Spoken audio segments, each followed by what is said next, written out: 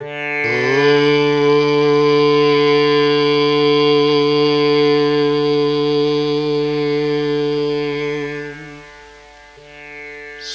गणेशाय नमः।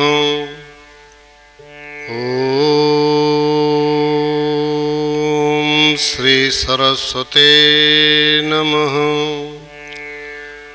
ओम हनुमते नमः।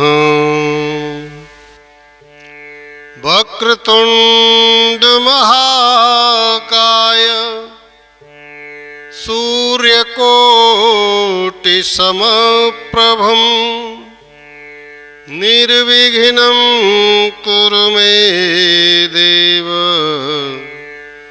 सर्वकार्येषु सर्वदा। कृष्णाय वासुदेवाय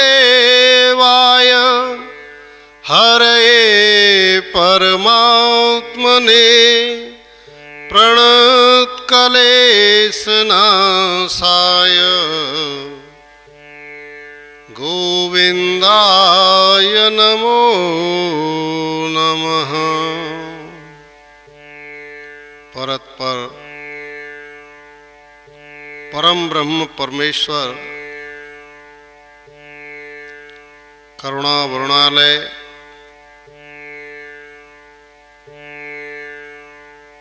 समस्त चराचर जीव के स्वामी प्रभु की महती कृपा, जिससे ये सारा संसार स्वचलित है। इसीलिए जो संसार का जीव है वह हर प्रकार से आध्यात्मिक जगत से उत्पन्न अनेक कथाओं का रसास्वादन और अनुमोदन जीवन में अपने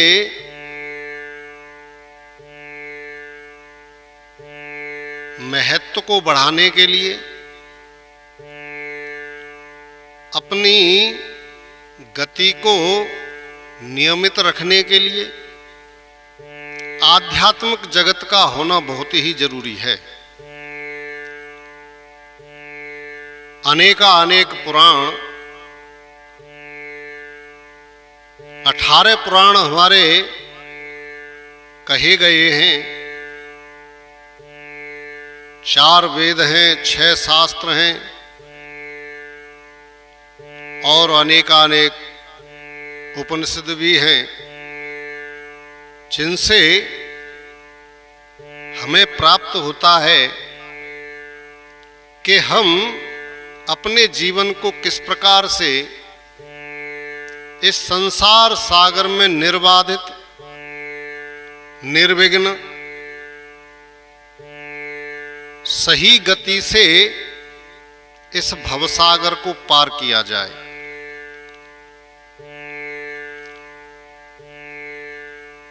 आध्यात्मिक जगत बड़ा ही विचित्र है। आध्यात्मिक, प्राकृतिक और कर्म की रचना, इन तीनों का समावेश जब सही संतुलन से बनता है, तब यह जीवन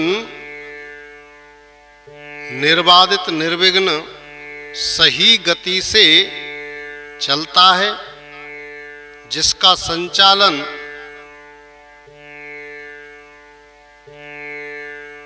आध्यात्म, प्राकृतिक और कर्म यानी रचना, इन तीनों के समावेश से ही हम अपने जीवन को सरल और महत्वपूर्ण बना सकते हैं। और इनका कोई कहे कि इन तीनों चीजों का कोई विकल्प होगा, तो यह हमारे मन में और हमारी बुद्धि में ये भ्रम है कि हम एक आध्यात्मिक सनातन पद्धति को छोड़कर और हम इसका कोई विकल्प ढूंढ लेंगे। तो ये बिल्कुल ही नादानी और नासमझी है, क्योंकि यह एक दृष्टा है, एक दृष्टा, एक चेष्टा, और इसका कोई विकल्प नहीं है। विकल्प होगा तो ऐसे ही होगा जैसे आत्मा निर्विघ्न होती है और संसार विघटनकारी होती है। यानी आत्मा अजर है, अमर है, और उसका किसी भी प्रकार विनाश नहीं होता। और इसी प्रकार जो प्राकृतिक जन्य वस्तुएं हैं, जिनमें हमारा शरीर भी है, तो यह है टिकना।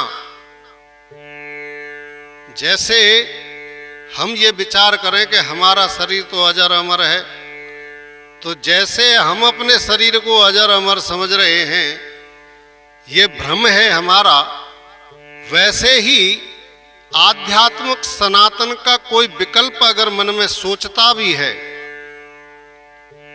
तो वह गलत विचार उसके लिए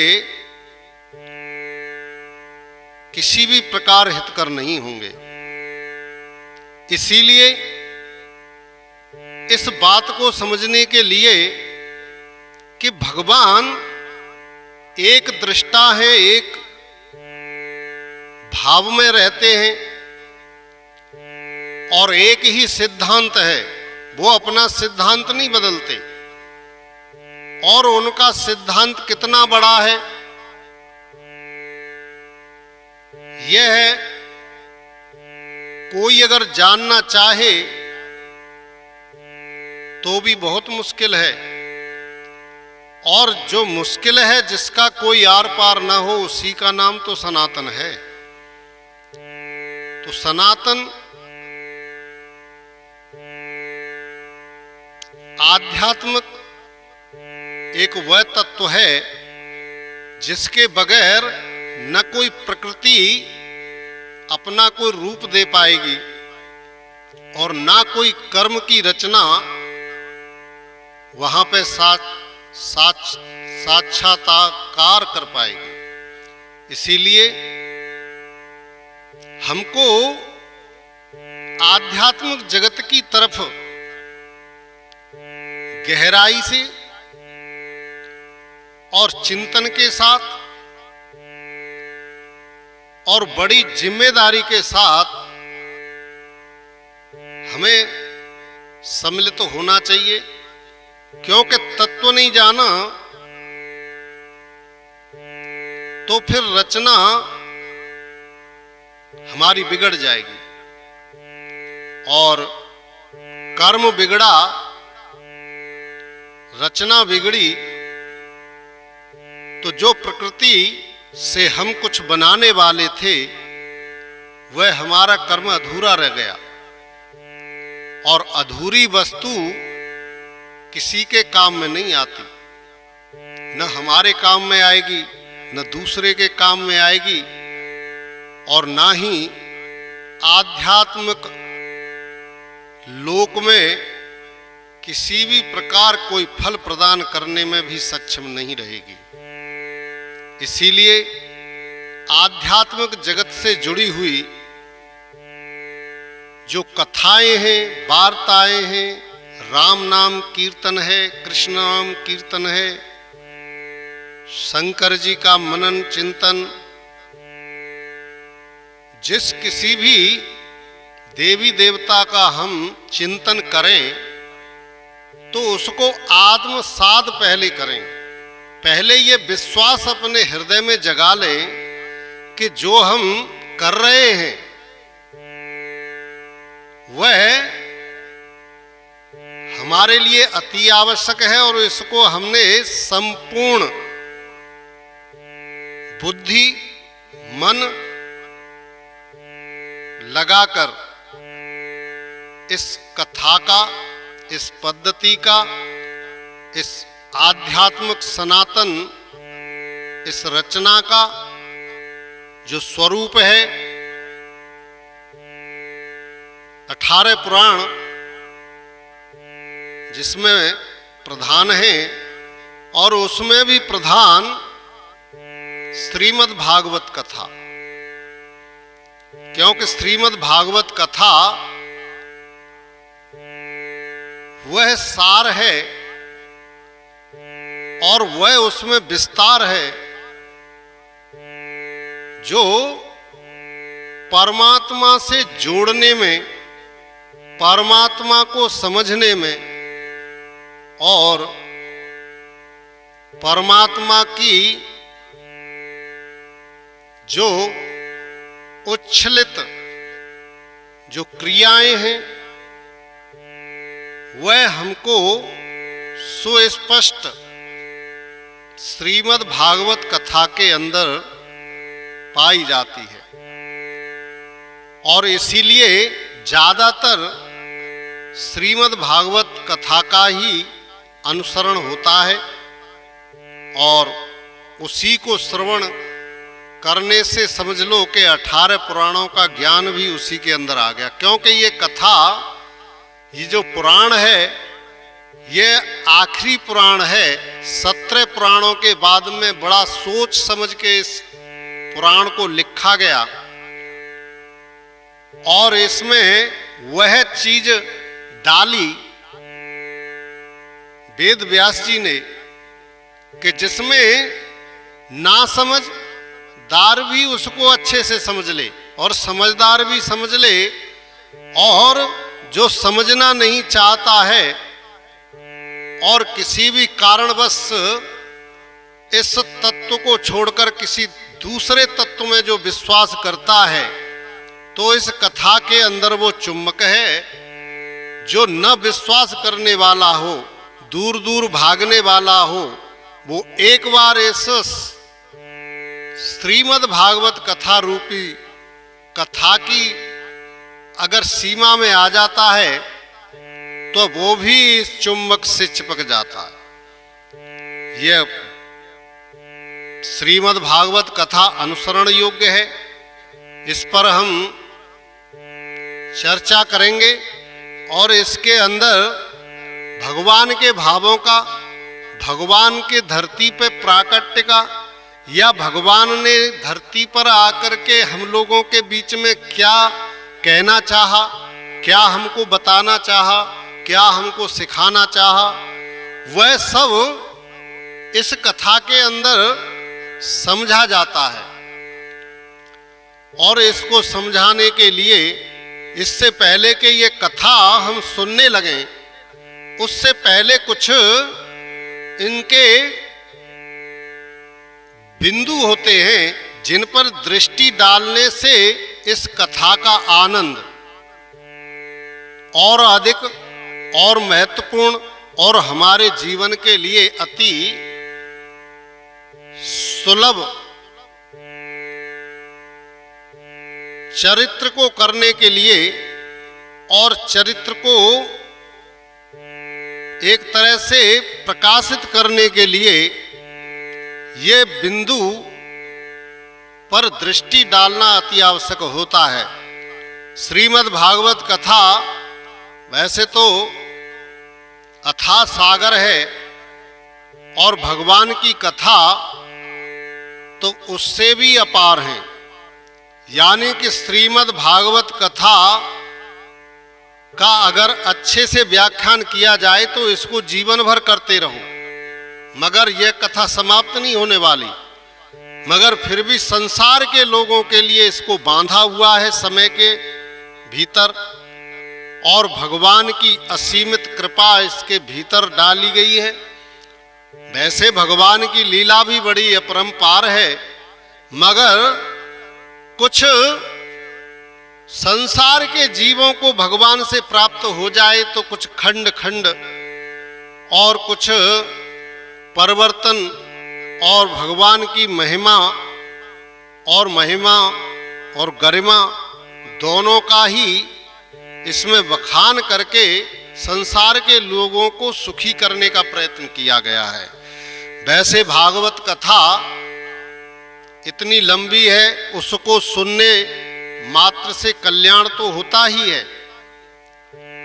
और जो जीव उस सनातन चक्र को जो जानना चाहता है और जानकर इस कथा का जो आनंद लेना चाहता है, तो वो इन कुछ बिंदुओं पे नजर डालकर अगर कथा सुनता है तो वह अवश्य ही जीव आध्यात्मिक जगत से जुड़ता हुआ संसार के इस भवसागर से पार उतरने में बड़ी सफलता मिलती है।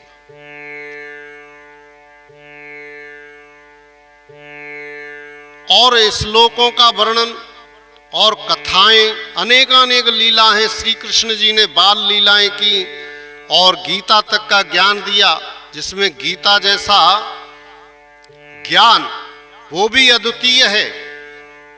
भगवान के श्रीमुख से किया हुआ, शरीर से किया हुआ कोई भी कृत्य, कोई भी वचन अद्वितीय ही होते हैं, जिनका कोई विकल्प नहीं होता, जिनका कोई दूसरा आधार होता ही नहीं है। इसी प्रकार ये कथा वार्ता सुनते सुनते जो व्यक्ति इन कथाओं में, और जब मौका लग जाए तभी हमको सुनने के लिए आतुर रहे, तो जितना जितना भी हम सुनते जाएंगे उतने ही हम आध्यात्मिक जगत से गुजरते हुए संसार को बड़े आसानी से पार करने में सफलता प्राप्त हो जाती है। कितने भी श्लोक भागवत में हैं, मगर इसके सबसे पहले श्लोक पर दृष्टि डाली जाए तो फिर सारी कथा का आनंद हमको प्राप्त हो पाएगा। तो सबसे जो श्रीमद् भागवत कथा जो ज्यादातर सुनी जाती है, उसका महत्व अधिक बताया जाता है, और सांसारिक जीवों के लिए आनंदित, प्रफुल्लित और सफलता का जो स्रोत बताया गया है, वह यह श्रीमद् भागवत कथा है। और इसका पहला श्लोक ही हमको सचेत और हमको इस कथा के महत्व के बारे में, यानी कथा श्रीमद् भागवत और किसकी कथा है? भगवान की। तो भगवान की रचना क्या है, यानी कि भगवान ने ये संसार रचा, तो इसका जंत्र क्या है, मंत्र क्या है और तंत्र क्या है। तो इस पहले ही श्लोक में सारे ज्ञान को बांधकर वेद व्यास जी ने प्रस्तुत कर दिया। तो श्रीमद् भागवत कथा का सबसे पहला श्लोक है, सच्चिदानंद रूपाय विश्वोत्पत्त्याद हेतवे तापत्रय विनाशाय श्री कृष्णाय वयं नमः।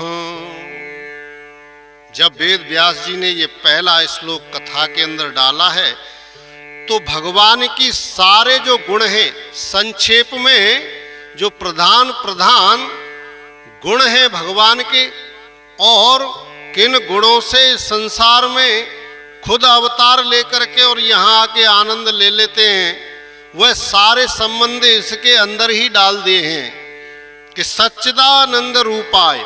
जो सबसे पहले ये शब्द है सच्चिदानंद, ये सच्चिदानंद में ही 3 वाक्यार्थ होते हैं। सच्चिदानंद का मतलब है सत्य, चित्त और आनंद। जीव का संसार में केवल ये तीन ही कनेक्शन और आदमी को सफलता की सीढ़ी तक पहुंचा देते हैं। ये तीन कनेक्शन भगवान ने हमारे अंदर डाले हुए हैं, जिनके सूत्रधार स्वयं भगवान हैं। सत्य, चित्त और आनंद, ये त्रिवली है। जैसे हमारी त्रिवली में त्रिसूत्री एक आधार है भगवान ने जो दिया है कि सत्य चित्त आनंद, और हमें जैसे जनेऊ डालते हैं हम अपने शरीर पर, तो उसमें भी त्रिवली तीन धागों से वो बना हुआ जनेऊ होता है।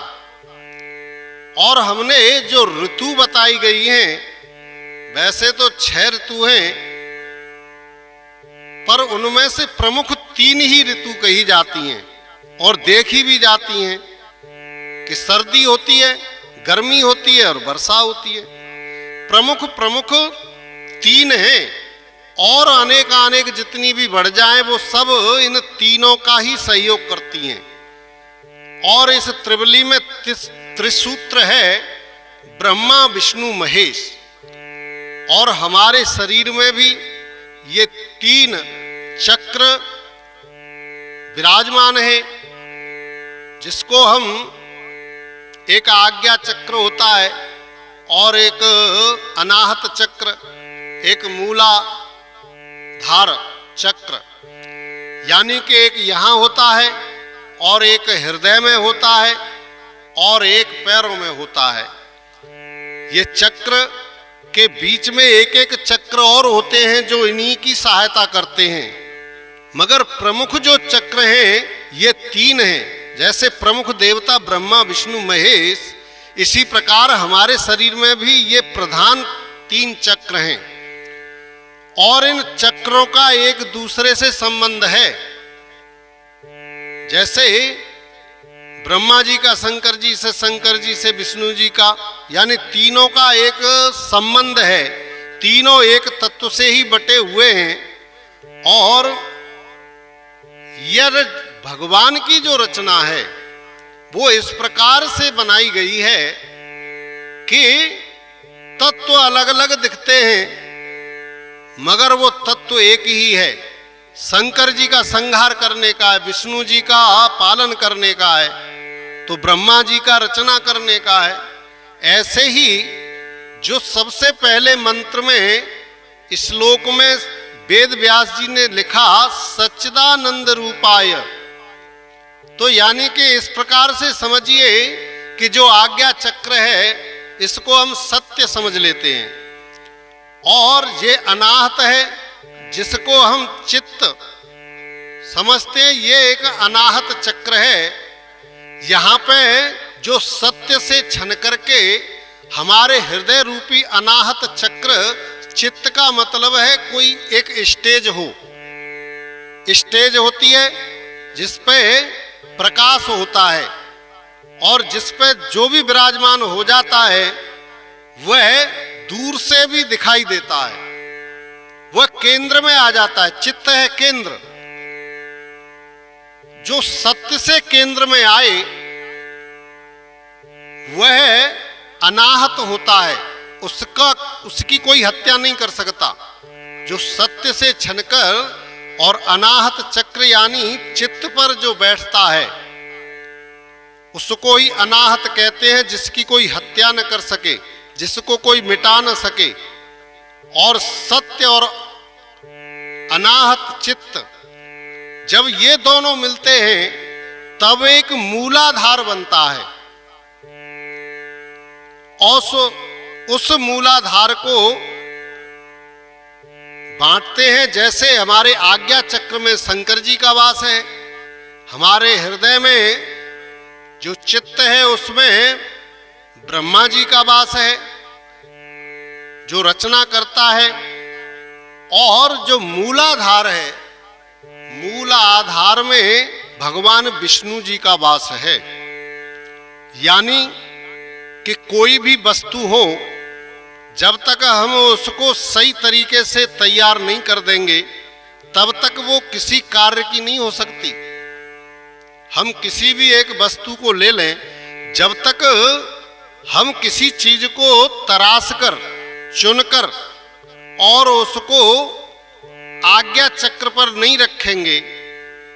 हमारे ऊपर भी एक होता है ब्रह्मरंध्र बोलते हैं जिसको, ब्रह्मरंध्र में जो भी वस्तु आ जाती है, जैसे किसान भाई जो होते हैं वह खेती करते हैं और फसल होती है तो फसल वो जड़ में से काटते हैं, मगर एक मशीन आई है जो थ्रेशर इसको बोलते हैं, जिसकी वो मड़ाई कर देती है।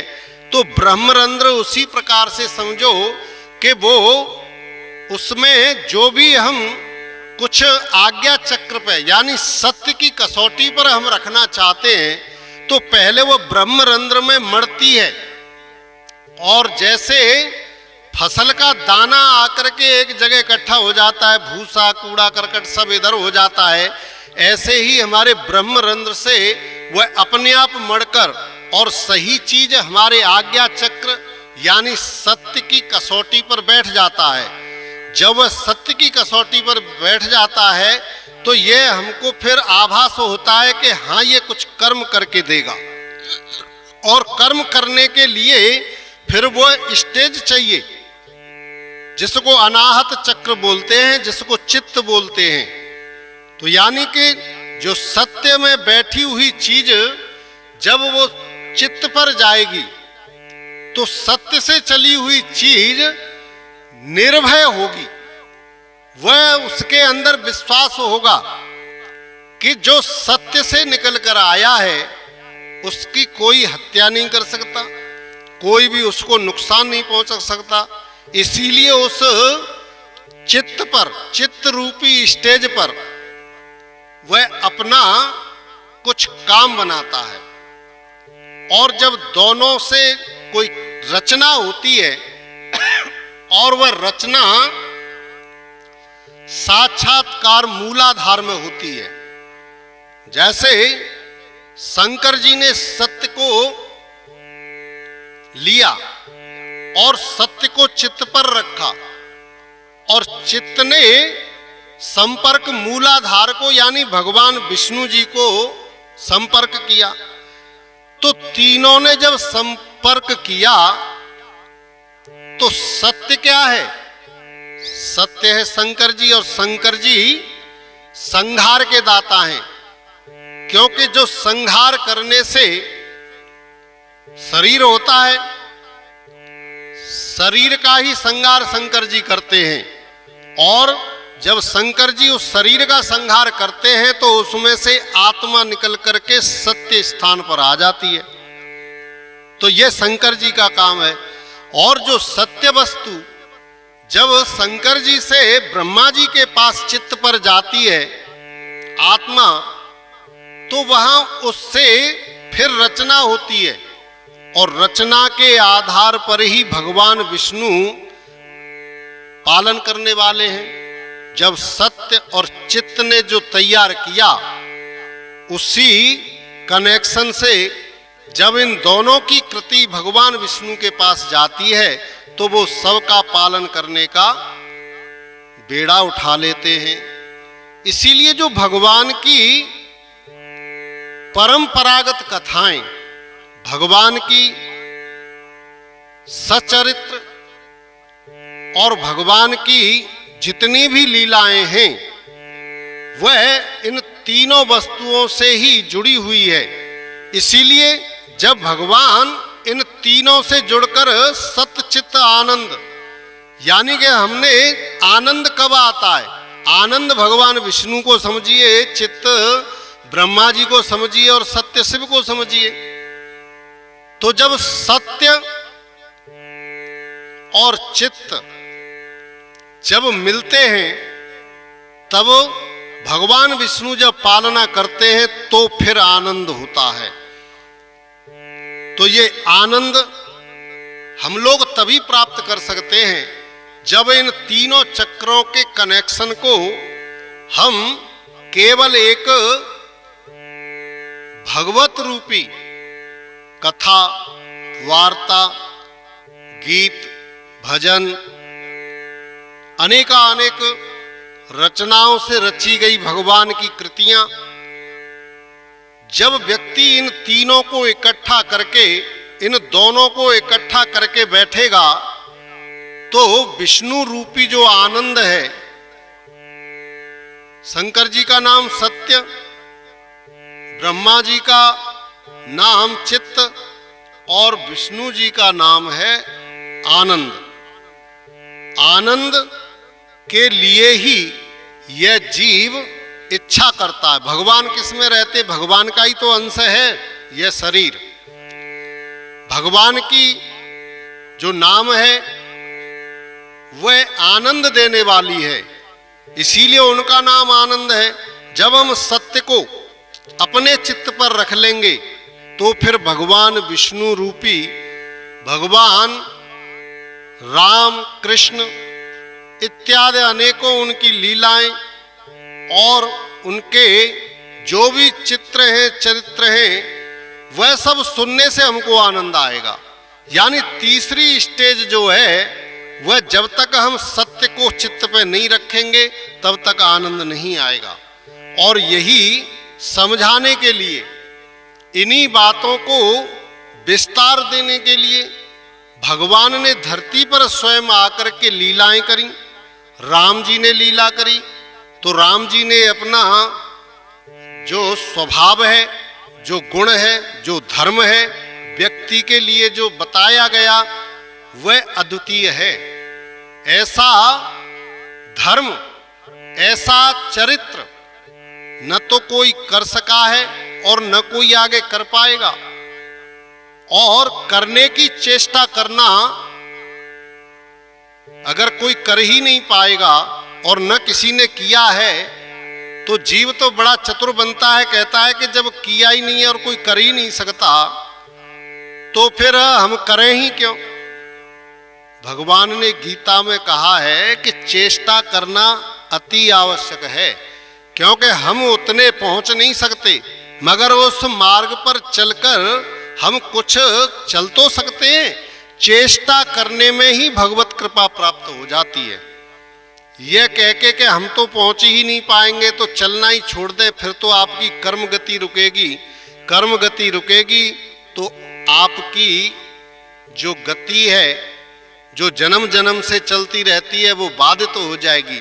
यानी कि जो परमात्मा की तरफ चलने वाला मार्ग कर्म है और स्वर्ग की तरफ चलने वाला भी मार्ग कर्म है और नरक को जाने वाला भी मार्ग कर्म है। यानी कर्म ही इसको प्रशस्त करता है। तो कर्म करना तो हमारा जरूरी है ही है। तो पूरा हो न हो, पूरा करना हमारे हाथ में नहीं है, मगर कर्म करना हमारे हाथ में है। इसीलिए जो भगवत प्रेमी हैं, जो भगवान में आस्था रखते हैं और जिनको भगवान में विश्वास नहीं हुआ है और फिर भी वो भगवान को देखा देखी और सुनने मात्र से ही कह देते हैं कि भाई भगवान तो भगवान ही हैं, जो ना समझ कर भी इनमें अगर लग जाते तो भी भगवान कल्याण कर देते हैं। मगर जो जीव इस सनातन पद्धति की इस मूल आधार को जो दूसरे भाव में देखना चाहता है, उसके लिए तो शायद न नरक मिले और न स्वर्ग मिले, न भगवान की गति मिले, क्योंकि भगवान का हर काम अद्वितीय है और भगवान का किसी भी चीज से अलग नहीं है। माया से परे हैं, प्रकृति से परे हैं, मगर फिर भी उन भगवान का नाम अच्युत है, जो अलग रहते हुए भी किसी से अलग नहीं है।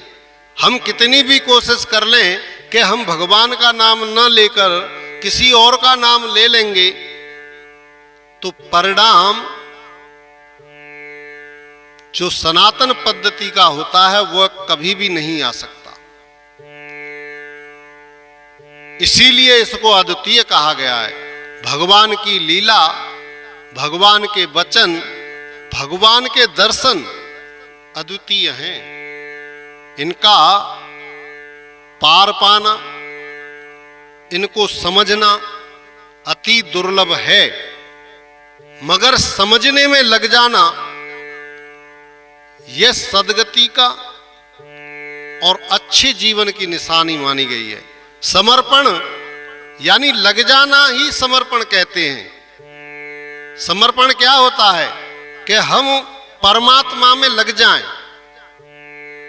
अब हम कितने लग पाएंगे यह विचार हमने नहीं करना है, हमने केवल लग जाना है।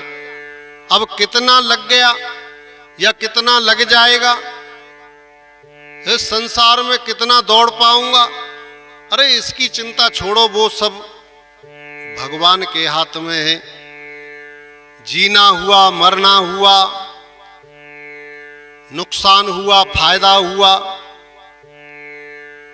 सम्मान हुआ और अपमान हुआ, अरे ये चीज तो भगवान ने अपने हाथ में रखी है। इन 6 चीजों के बारे में जो व्यक्ति सोचने लगता है तो समझ लो उससे बड़ा मूर्ख कोई नहीं है, क्योंकि जो 6 चीज हमारे हाथ में है ही नहीं और हम उसका बेकार में विचार करें तो हम भले ही मुंह से कहते हैं कि हम भगवान का भजन करते हैं, हम भगवान का ध्यान करते हैं, मगर ये गलत है।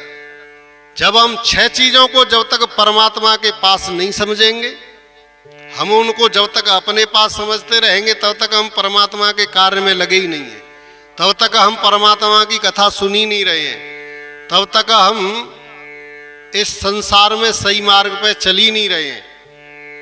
क्योंकि भगवान ने तो ये कह दिया है कि भाई 6 चीजों के बारे में तो तू कुछ कर नहीं सकता। 6 चीज तो मैंने अपने पास रख ली हैं, बाकी का सब कुछ तेरे पास है। तो 6 चीज तो तुलसीदास जी ने भी रामायण के अंदर लिखा है कि हानि लाभ जीवन मरण यश अपयश विदेहात, यानी कि जो जीव संसार में जो मनुष्य है या कोई और भी जीव है, वह इसमें अगर हस्तक्षेप करता है, इन 6 चीजों को जो अपने पास समझता है, फायदा मैं कर लूं, तो इनमें 3 चीज तो हाँ 3 चीज खराब है और 3 चीज अच्छी हैं। अगर मनुष्य के हाथ में ही ये 6 चीज होती तो फिर तो मनुष्य अच्छे को ले लेता, हानि को नहीं लेता, लाभ को ले लेता, जीने को ले लेता, मरने को नहीं लेता, सम्मान को ले लेता, अपमान को नहीं लेता। मगर इसीलिए भगवान ने ये 6 चीज अपने पास रख ली हैं कि संसार में यह कर्म निर्धारित करेगा और कर्म के अनुसार मैं तुझे बताऊंगा कि कब तुझे सम्मान मिलेगा, कब तुझे मान मिलेगा, कब तुझे अपमान मिलेगा, कब तू जिएगा, कब तू मरेगा और कब तुझे नुकसान होगा, कब तुझे फायदा होगा। ये भी मैं ही निर्धारित करता हूं। इसीलिए जीव को जब 6 चीज ये भगवान ने अपने हाथ में ले ली हैं, तो इन 6 चीजों से ही तो संसार की रचना है। ये 6 चीज ही मनुष्य महत्वपूर्ण करता है। इसीलिए भगवान के मार्ग पर चलना अति आवश्यक है। भगवान को समझना, भगवान की जो व्याख्याएं हैं, जो भगत के लिए उपदेश है, जो संतों के लिए उपदेश दिया, जो अर्जुन के लिए गीता में दिया, ये यूं ही नहीं दे दिया है। कई लोग तो कहने लग जाते हैं कि भगवान की कथा सुन ले, बोले कि हम अर्जुन के जैसे बुद्धिमान नहीं हैं। अरे बुद्धिमान तो तभी बनोगे जब तुम, अर्जुन कौन सा पहले बुद्धिमान था? अर्जुन ने जब विराट रूप देखा तो कांप गया, घबरा गया और धनुष सहित धरती पर बैठ गया था। इसीलिए अर्जुन भी नहीं थे, क्योंकि जब गीता सुनने से पहले सभी अज्ञानी होते हैं और जब ज्ञान का प्रकाश जब आंखों में चकाचौंध होता है तो हर कोई गिरता ही है। मगर जो दृढ़ निश्चय करके और दृढ़ संकल्प धारण करके जो भगवान की कथाओं का, भगवान के कीर्तन का, भगवान के उपदेश का, संतों के उपदेश का, जो संत भगवान का ही उपदेश करते हैं, तो जब तक हम इस मार्ग पर नहीं चलेंगे और हम बेवकूफ बन करके ये कहते रहेंगे कि हानि लाभ और मरण जीवन ये सब हमारे ही हाथ में, हम जब चाहे मरेंगे, हम जब चाहे फायदा लेंगे, तो ये भूलकर ये 6 चीज भगवान के हाथ में है और 6 चीजों के प्राप्त करने वाले, इच्छा रखने वाले हम हैं। तो जो चीज भगवान के पास है वो भगवान के चरणों में जाकर ही प्राप्त हो सकती है। तो ये कथा से पहले श्रीमद् भागवत कथा की जो चर्चा आगे हो, उससे पहले कुछ बिंदुओं पर प्रकाश डालना अति आवश्यक होता है। आज हमने ये थोड़ा सा प्रकाश और थोड़ा सा हमने भगवान के तरफ आकर्षित होने के लिए, भगवान पर विश्वास करने के लिए, और भगवान के अलावा कोई दूसरा विकल्प है नहीं, यह हमने समझाने की कोशिश करी।